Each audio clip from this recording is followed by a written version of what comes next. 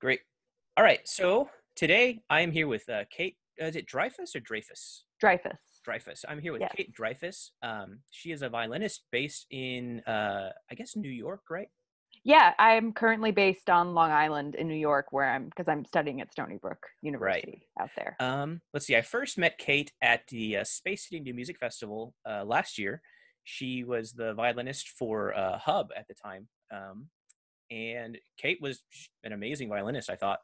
And so today I'm going to talk to her just about music and just stuff, I guess. So first off, I'm curious, why violin?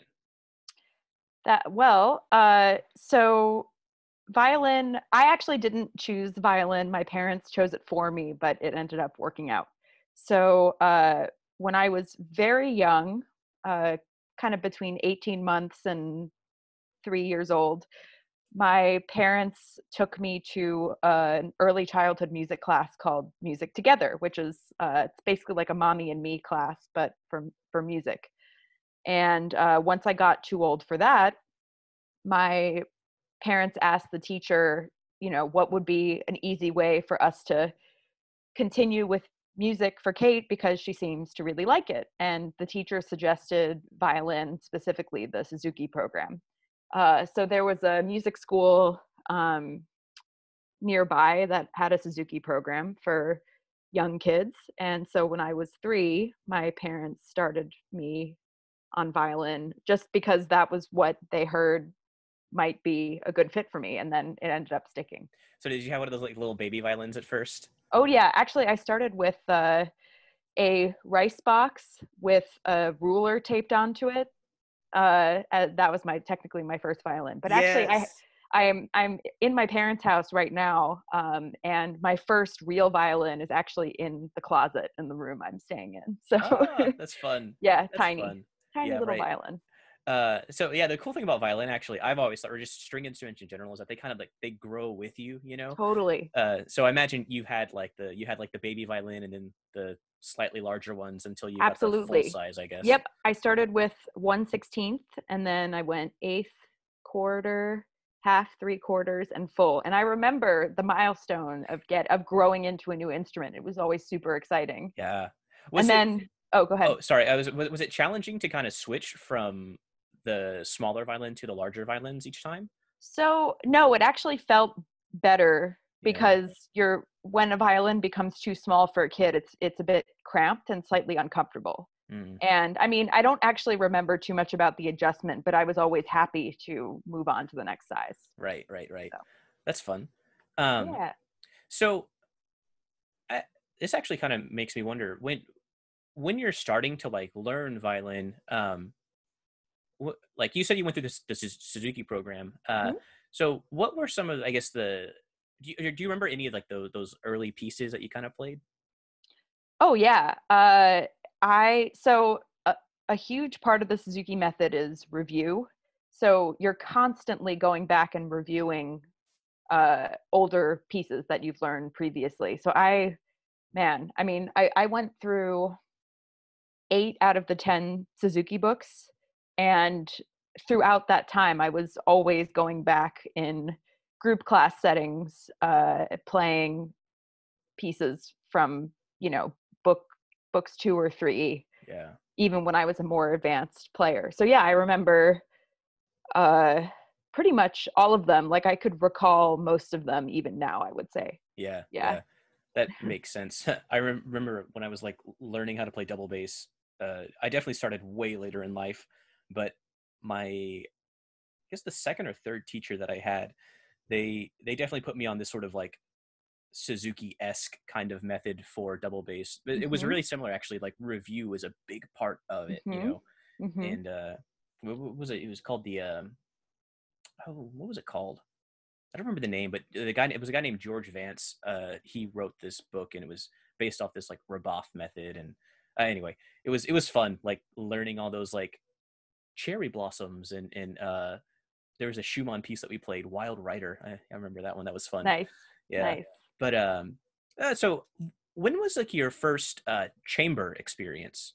So I I had my first chamber music experience when I was quite young. It was actually at a Suzuki Institute. So there are lots of summertime Suzuki Institutes, which are like week-long camps for families around the country. So I went to one of those, and I think I was about 7 or 8, and I was assigned the third violin part in a Haydn string quartet. And it was, I forget which, uh, it's quartet, the Haydn, the Bird Quartet. I forget Okay. the opus number, but that one. And Yeah, I yeah. played the viola part, but it was arranged for third violin. That's funny. Yeah, yeah. Yeah. So, So that was, I was quite young actually. And then subsequently so during the school year, I attended a program called the School for Strings in Manhattan. And soon after I had that initial experience, I was having string quartet experiences at that Suzuki program. very nice. I'm assuming on violin, right? Yes, yeah, I Yeah. do. I did pick up viola later, Hmm. but I was just playing violin. Sure, Yeah. sure. Um, I guess as a quick aside, what are some of the differences between like violin and viola? So the violin and viola are very similar in how they look, Hmm. but the viola is wider and larger, and also has a slightly different range. So Yeah. both the instruments have 4 strings. Going from high to low on the violin, you have E, A, D, and G. But on the viola, you have A, D, G, and C. So the viola has a lower range, and it has a slightly different timbre than the violin. The violin is very bright Hmm. sounding, whereas the viola is darker, more mellow. Um, it doesn't have the same brilliance that the higher register of the violin has. It's a Right. beautiful sound, but it's more mournful, I would say, than the sound of the Yeah. violin. That's a good way to describe it, I guess. Mournful. I've always thought of the viola as kind of just it's like a warmer sound, I guess. It's just darker. Exactly, exactly. Yeah, and both require the same general set of skills. Sure.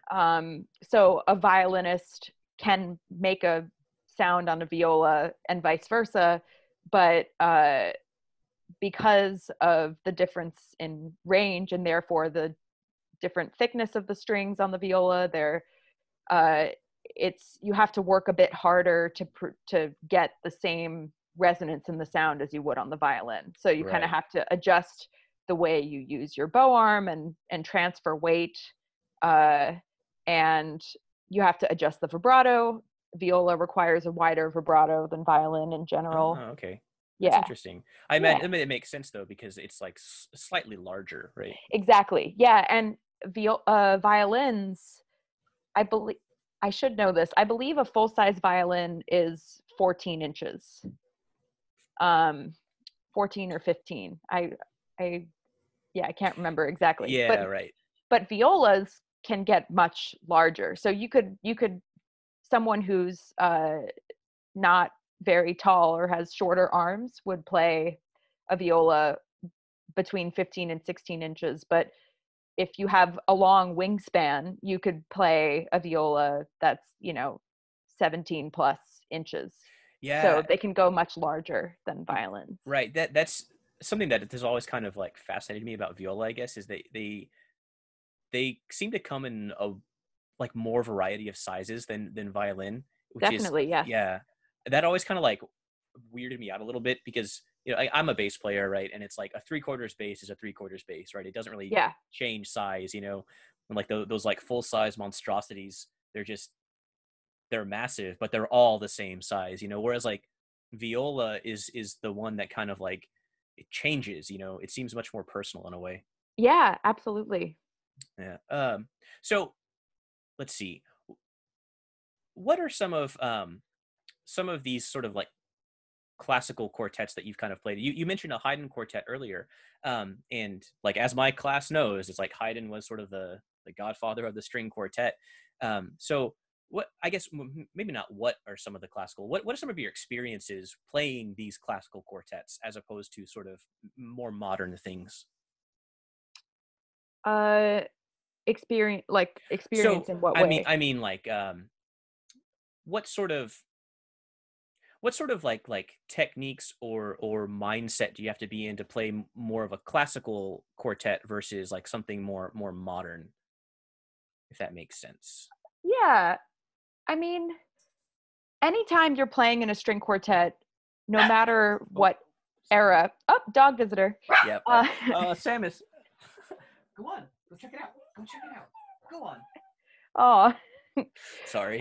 no, no worries. So no matter what kind of or what era the music is from, in string quartet, you're always working on the development of a cohesive sound and balance. So I don't know. I guess in more classical repertoire, there aren't as many extended techniques that are used. Yeah. So perhaps that, that gives you more leeway to think about producing cohesive sound. But I don't even know if I agree with that. I like, no matter what kind of music I'm playing, I'm always thinking about blend and sound uh, cohesion and intonation and making sure everybody's on the same page with musical ideas and things like that. right, right. So, I mean, some of those things, I guess they sort of transcend like genre and style. Like the idea of intonation or even just a a singular cohesive sound. It seems that like that that clearly is like gonna matter, I guess, between any style that you're playing. Exactly. Um, so I guess like real quick, do you have like a favorite sort of classical genre piece that you've played?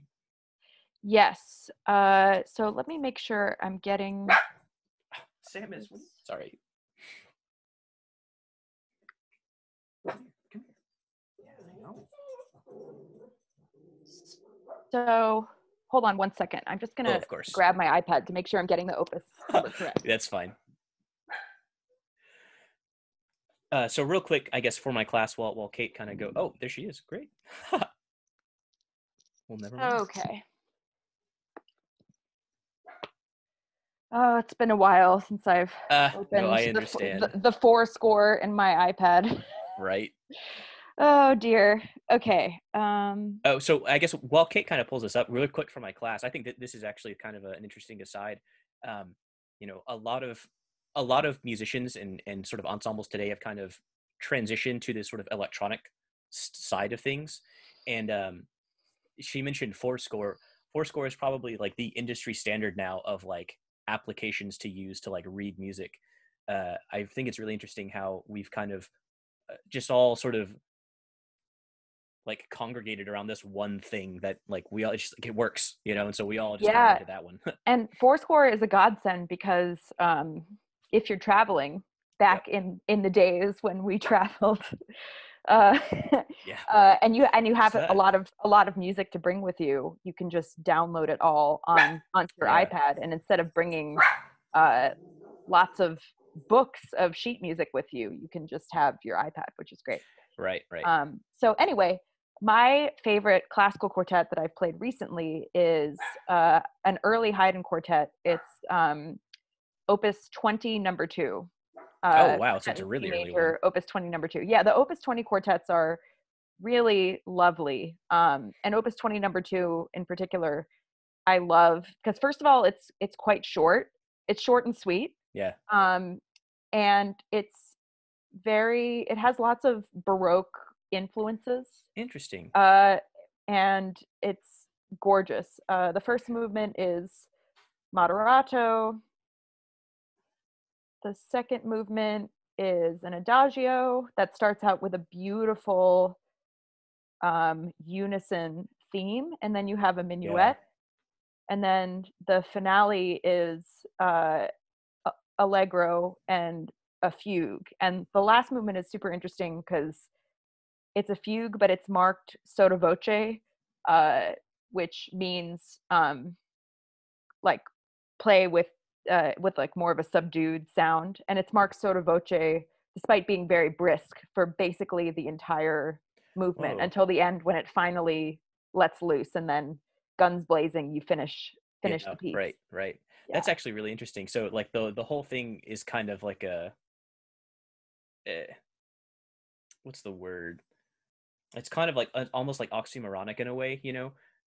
Meaning like I guess what you said, like it's like really subdued until like the very end, right? And like the whole thing is marked sotto voce, but then Hmm. the very end just like unleashes, you know. Exactly. Yeah. So Like I highly recommend this piece as something to listen yeah, to because it's one of my definitely. favorites. Uh, and for my class, like any piece that any of these artists ever recommend, like would be perfect for your listening reviews and your concert reviews.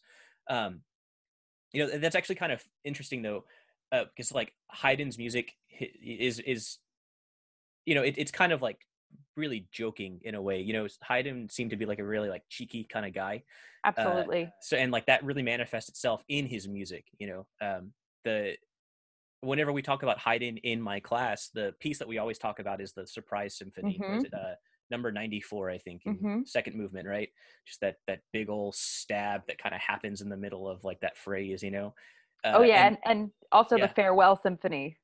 yeah. Have you talked about that Oh one in no, your? we have not. We've not. Okay, that a video of the Farewell Symphony is also really funny to watch if you don't know Definitely. it. Yeah. Yeah, yeah. That just seems to be a common thread for all of Haydn's music is just this like there's this joke somewhere in it, you know. It's really funny, I think.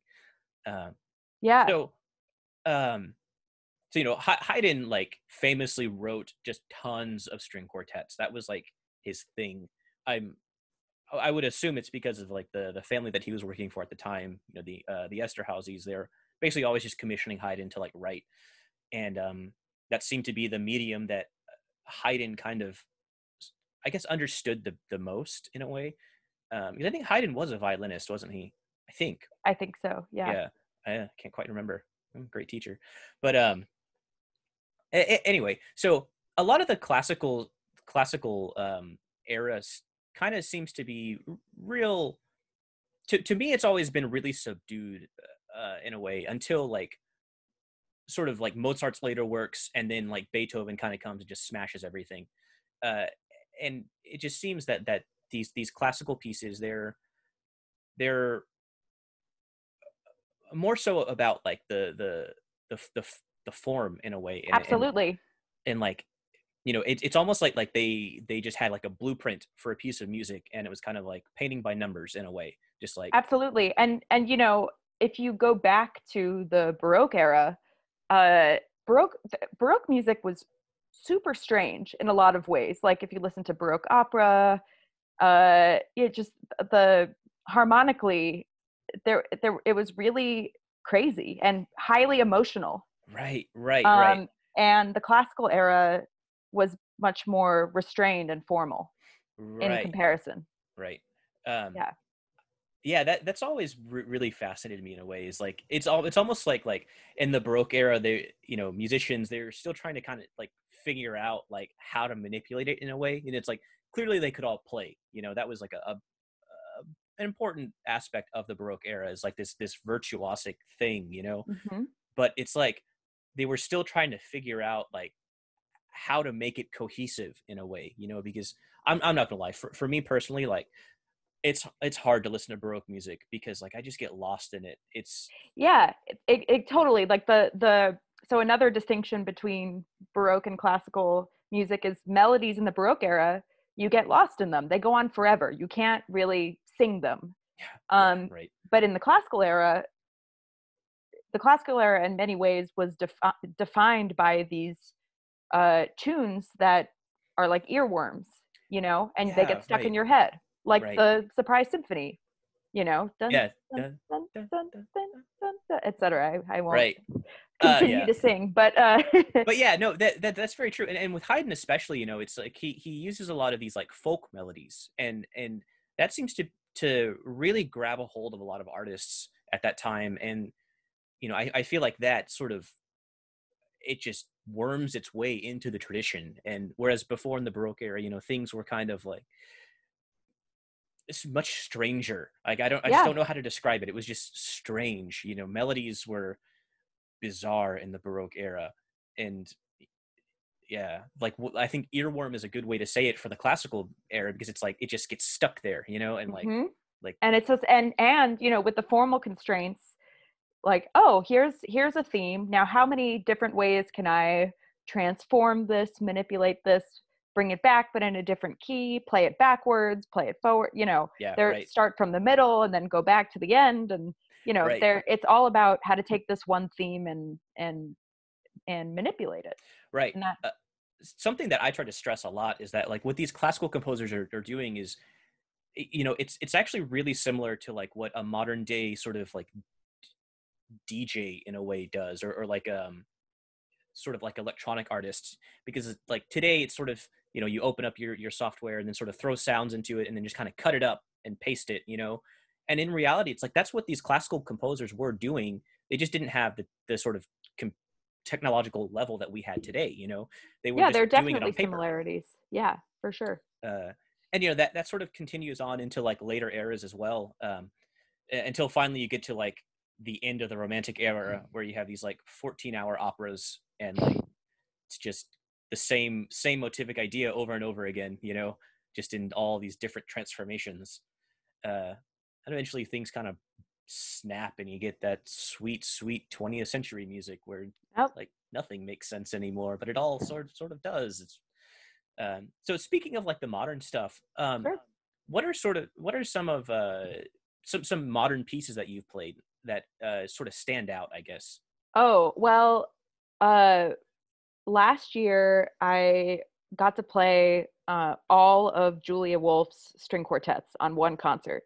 Whoa. And I love those quartets. And they're so challenging and rewarding to play.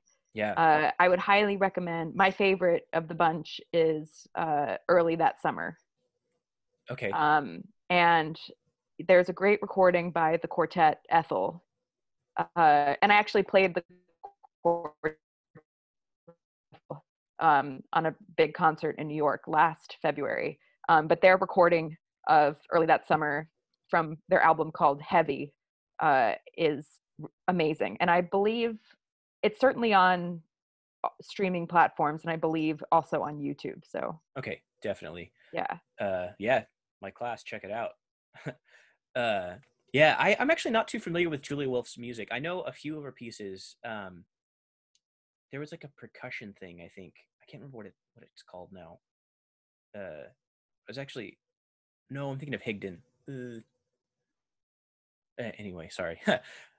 Julia Wolf's music, though, every time that I hear a piece of hers, like I'm like blown away by it. I really need to check out more of it. It's good music, Yeah, man. it's what I love about her music is she captures intensity in such a compelling way. And uh I I don't know, I'm just really affected by everything I hear of hers. I Right. love it. Right. No, Um I those moments in like just as a like where you can personally relate to a piece of music, and it's like it just grabs you, and like the hairs on your arm like stand up a little bit, those are like the moments I live for, man. Uh Absolutely. I know. And it's great when you have that feeling while you're playing. yeah, It's even better. right, And right. yeah, I'm holding on to the memories of that and looking forward to when we get to Do it experience all again. of that live again. Yeah. Yeah. Oh man. Uh, Um can't wait for yeah. that. Yeah. Also, let's see. So yeah, Julia Wolf string quartets. Also, Steve Reich, Music for 18 Musicians, Oh yeah. is a piece I've loved for years and heard live a bunch of times, and I got to play it at Stony Brook a couple of years ago. Very fun. And uh, that piece that's about an hour long, and it moves quite slowly. So Mm. it's a different experience than listening to a 10-minute movement of a string quartet. It's more patient. Uh, things evolve more slowly, but and there's a lot of repetition of patterns. Right, right. Which is that's very indicative of that minimalist style.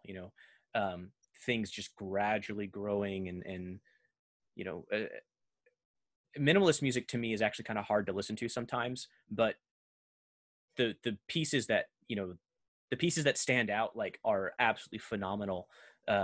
Like Music for 18 Musicians is one of those pieces, and that one in Terry Riley's In C is one of my absolute favorite pieces. That's one of those things I'm never going to forget the first time I heard that piece. Yeah. Yeah, the first time was I saw a live performance of it, and I was just like, what am I experiencing? And like 45 minutes later, and I was just like, oh. Yeah. Yeah. I remember the first time I heard Music for 18 also. Yeah, Similar. Yeah. yeah, right. And yeah, I just The I love that piece so much. Right. Those like I said, when you can find like that minimalist music that really just grabs you. And and that's kind of true for every genre, I guess, is like there's always just these gems in every style of music.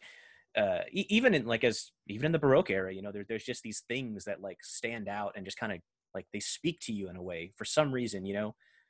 I'm a firm believer of like this idea that like there's a reason that certain pieces we still talk about today, like because there's something about that music that speaks to you, for some reason. I don't quite understand it, and I don't know if I ever will. Yeah, I don't think we will ever completely understand why a particular piece moves us. And I think that's what makes it so special, is that we can't define why. Right, Uh, right. yeah.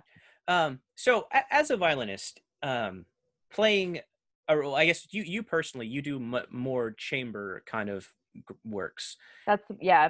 Yeah. I mean, in school, or professionally, I play mostly chamber music. And then in Yeah, school, I do a lot of solo recitals and things. But right. I'm I trying to balance it more so that I bring a little bit more solo playing into my professional life Oh, as very well. nice, very nice. Yeah. I personally, I think that variety is nice in like a concert setting. You have this sort of mixed ensemble kind of thing, and then you get solos out of that ensemble. I've always found that variety very satisfying. Um, so what's it like as a violinist, kind of playing in these sort of newer ensembles? Because traditionally, strings, they kind of tend to play with like string quartets or sort of piano trios and whatnot. They tended to be mostly like strings would stay with the strings. Right. Whereas today there seems to be much more of like a mixture of these timbres and colors. Uh, what's it sort of like as a violinist trying to, for instance, like play with a flute or like a clarinet or even just a trumpet or something? Yeah. Well, it's super interesting. So I have so last season I did a lot of subbing with Hub New Music, which is how we met. Right. But I have my own ensemble called F Plus, and we're a violin, clarinet, and percussion trio. Yeah. And we commission a lot of music for instrumentation because, It's so you know, new. yeah, it's not many people had written for it prior to the formation of our group. And actually, a lot of our music is scored for bass clarinet and violin and Interesting. percussion. And we've discovered, it's very rare that you hear a violin and a bass clarinet playing together. Yeah, Um, right. you I can't know, even imagine how those timbres like mix in a way. they mix beautifully, actually. Yeah. Okay. Um, and I don't know, I love playing mixed chamber music because um, the blend is almost easier in a way because, Yeah. like, I don't, let's see, No, I understand. I because think. yeah, because wind players and string players produce sound in different ways. If there's only one of each instrument, string or wind, you can kind of split the difference and match each other, and do what you need to do to make it work, if that Right. makes sense. Yeah. But Yeah. whereas in a string quartet, if you're playing with 3 other stringed instruments, you really have to have a unified idea about how you're going to phrase and how you're going to start and end notes and things like that. Right. And it's just easier to match and blend. I found when the timbres are totally different. That's interesting. It almost seems like it would be the exact opposite, but it kind of makes sense though, because the sounds are so contrasting that you as a performer actually, I feel like, have more freedom to sort of work inside of that blend. Exactly. Yeah. Yeah. And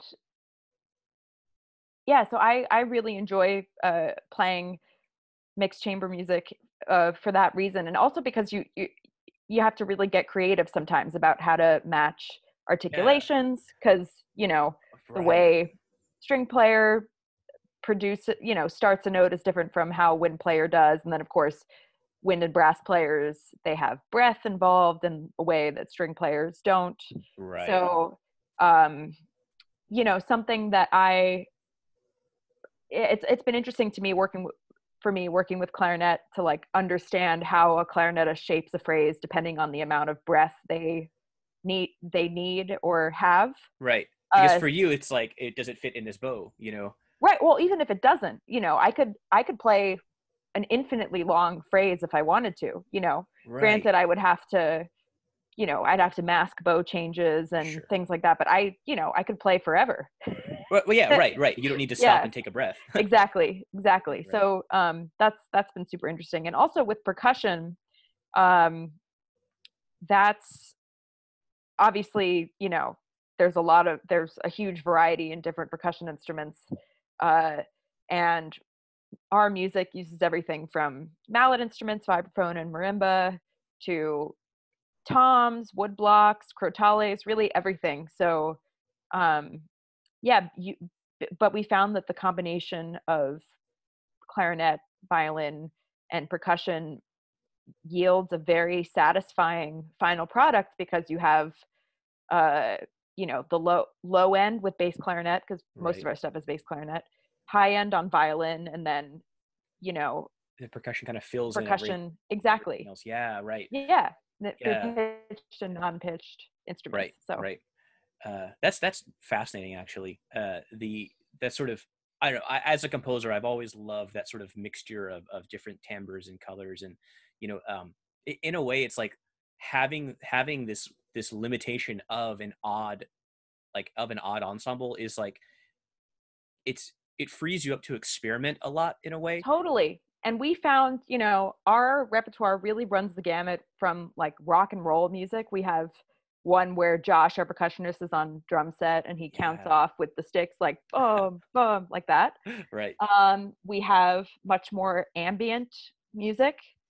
Okay. Um, we have a piece where we're all playing break drums and scraping and striking them, uh, per the composer's instructions, Right. along with an electronic track.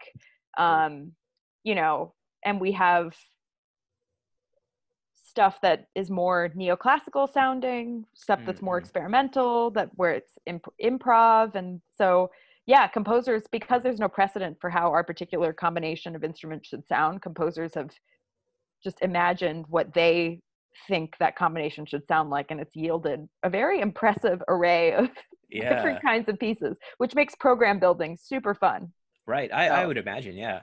yeah, Uh, that's, I don't know. I love that sort of mixture of timbres so much. That's, again, one of my favorite things. I guess for me, it was like, I'm a big fan of Stravinsky, and just the me way that too. he sort of used like these odd timbres, and just, it was kind of like, in a way, like, just because of the time that he was writing and like the limitations that he had with like musicians, and it's kind of like, well, I have this like bassoon, and I have this violin, and I have this bass drum, let's see what we can do, Yeah, and yeah, that sort of seems, to that seems like a really modern thing now, or like a maybe not modern, but a common thing now, just like, it's this weird eclectic group of instruments we all met in school, and let's just see what happens. yeah. I mean, my trio, we met at the Bang on a Can festival. Nice. Um, well, we the clarinetist and percussionist, they knew each other from school, and I actually was in school with the clarinetist's brother. So we were like connected before the festival, and the Bang Yeah. on a Can festival has these lunchtime concerts where you just get together and play. So we decided, and like totally informally, so we Right. just decided to throw something together for that one of those concerts early on in the festival. And our clarinetist reached out to a friend of his who had a piece for violin, bassoon, and percussion, and the composer arranged the bassoon part for bass clarinet, and that's what we played. And we were like, oh, yeah, let's do this. Right. This Yeah, is fun. this works somehow. We Yeah. didn't Right. think it would, but yeah. Right. Yeah. No, I understand. I mean, currently I'm actually in like a little trio with baritone sax, trumpet, and electric bass. Oh, And like, cool. yeah, it's a bizarre combination of timbres, and like, but it works for some weird reason. And like, so something that we found, I guess, is that you mentioned kind of having this like rock and roll thing, like influence in one of these pieces, like the combination of like electric bass and baritone sax. It's such a low, like a bottom heavy sound that it, Hmm. it really lends itself to this sort of like heavy metal-esque kind of like sound in a way. It's just fascinating what you can do with like timbres that shouldn't mix. Absolutely. And you realize that they actually should mix at the end of the day, Yeah, right. Like, why and hasn't anybody done this before? right, exactly. And that's it's super fun to be creating a precedent for a less explored timbre. Yeah, right. So uh so I guess, as like a modern performer, what's it kind of like working with like working with like new music stuff that has never been performed before, and just like it's on you to make it work. What I guess, what's that like? so uh I would say the most important thing about performing new music is maintaining open dialogue with the composer. Hmm. And if you can, to start that dialogue early on in the process if you're premiering a new piece. Um, so, yeah, because a lot of times, a composer will write a piece and they will have an idea in their head of how it should sound. And then when the performers get it, perhaps there are some technical issues with certain sections that make it difficult for the performer to play it how the composer envisioned it. So you have a dialogue with the composer about how to modify the score to, make it possible for the performers to play Right, play it with facility, but also still reflect the composer's vision. And right, that ends up being the most rewarding thing because obviously when we play older music we can't ask Beethoven how he wanted this to sound, right? So right. we can only guess based on precedent, based on the manuscripts, etc. But when you have a real live composer Like, you can just call available. them. Exactly. And my favorite part about working with composers is like the stage before the final product of the piece, when the composer is like, okay, here's a section, what do you think, what works, what doesn't work, let me know. And it's great when you have a free flowing dialogue with the composer, and that's definitely the most important thing. Yeah, um and if it's a piece that you uh that's already been performed, you still can reach out to the composer, um and right, ask. Just the ability to ask when you have questions is really great. right, right. It's like, that's I think what you mentioned, it's like you can't really call up Beethoven and ask him like, what did you mean by this? I think that Yeah, is someone one of, figures out how to do that, they right. Yeah, right. It's they like would somewhere, have something. right. uh which, it kind of brings up this interesting like point of like, well, to me, I guess it's like, why do certain Beethoven pieces get played, and others like don't, uh or for instance, Beethoven sort of, he wrote this opera that just didn't, as far Yeah, as I know, it just like wasn't didn't really work. didn't really work so well. No. Yeah, but it's like all of his instrumental music was great, and it's, I don't know, it's really interesting just to see how like someone who is like alive, I guess, like thought of this, or like what do they conceive of this thing, Yeah. um well, that's pretty much all I got. Okay. Yeah, quick and easy, I guess. Yeah. I don't know, do you have any like closing thoughts or anything, any sort of, I don't know, last words? Last words. Yeah, Well, I would say for your students, just listen to as many different kinds of music as possible. yeah, Because it's very easy to get stuck in a particular genre, and this is not limited to sure. classical music at all, but just in general. Um, yeah, just listen to as many different kinds of music as possible from as many different eras as possible. Yeah, And you'll, first of all, you'll never run out of music. And I mean, one thing that's been great this during this social isolation time for me is uh, a friend of mine, a musician colleague, has been doing these nightly radio shows on Twitch. He's just been streaming his record collection on Twitch, and he that's has cool. a really eclectic taste in music. And I've discovered all sorts of things, and Yeah, it's stuff I would not normally seek out. So just listen to a bunch of music and identify the stuff that sticks with you, and also identify the stuff that doesn't stick with you, because you know music evokes, the beauty of music is that it evokes an emotional response in us, whether that's a positive or negative one. It's mm, all, like, in many ways, I think like it's very rare that I have like a truly negative response to a piece of music. So I think oftentimes really figuring out what you don't like is also very important. yeah, I yeah. No, because that it that kind almost of, takes more to figure that out. yeah, right. That sort of reminds me, I guess, like one of the worst things I think that anybody can tell like an artist or something is like, yeah, that was okay. Yes, And it's like, well, what did you really think? Like, if you didn't like it, tell me why you didn't like it, like I want to absolutely. know. uh yeah, like that emotional response, I think you're right about that. And something else that you said that just made me think of this also, like the so with like classical music or sort of chamber stuff in this classical genre, um different artists will have different interpretations over like a piece of music, whereas it seems to be in like more pop oriented things or more sort of modern stuff you hear on the radio. It's like, you hear this song and like that's the way that it goes. You expect to hear that.